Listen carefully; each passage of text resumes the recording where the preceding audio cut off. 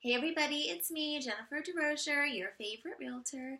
I wanted to speak with you today about your rights as a buyer or a renter. And the reason that I think this needs to happen is because my oldest son came home over this past weekend. And if you've watched any of my videos, you know I share a lot about my family and my children. And so you might know that my oldest is going into his fourth year at the University of Florida up in Gainesville. What you might not know is that he has spent all of that time living off campus, so we have had to sort of explore the world of college rental, which as a real estate professional has been an adventure because it's not quite the same as a typical straightforward rental transaction. But my point is, as he and his friends start looking forward toward life after college, they're beginning to wonder how to find a home that isn't adjacent to campus and how to go about those sort of non-school related rentals. And my son, being the broker's kid, is telling them, go get a realtor. They can help you. And what he's telling me is that his friends don't believe that those services are really available to them for no fee. So here I am to help explain this process for you. So when a property owner decides that they are listing their home for rent, they typically will hire a real estate professional to market that home and get that out to waiting prospective tenants. When a real estate professional and a property owner come together to make arrangements for that home to be listed for rent, the owner agrees to pay a fee to that real estate professional, and that fee covers things like background checks and contract preparation, marketing fees, and running that whole application process and then gathering the information for the lease.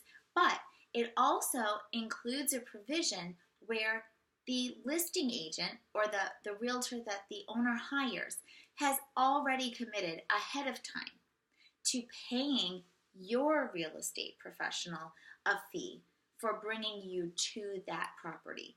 So that is why you can go and find a real estate professional on your own, and they are not going to charge you to help you find a rental, because if you find a rental that you like and that real estate professional brings you to that home, they're going to be paid, and it's already settled. It's already in the listing information. So when a realtor finds your property, they print out a piece of paper that looks like this. And they're going to give you your own copy of these. But realtors, we have a slightly different one, and it gives us information that you don't have access to. And when it comes to rentals, part of that includes what our compensation will be. So you don't need to worry about that. That's not your job. The owner has already agreed to pay your representative a separate fee.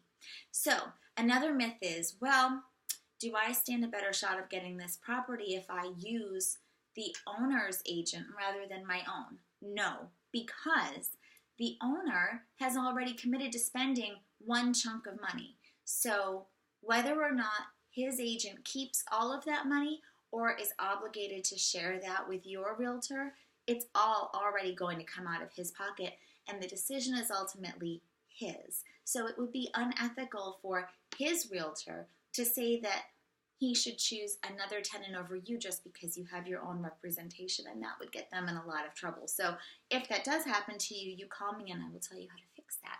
But that is basically why it is a true fact that you have the right to go to your own real estate professional and ask for help finding a rental. They will not charge you, and that is how that works.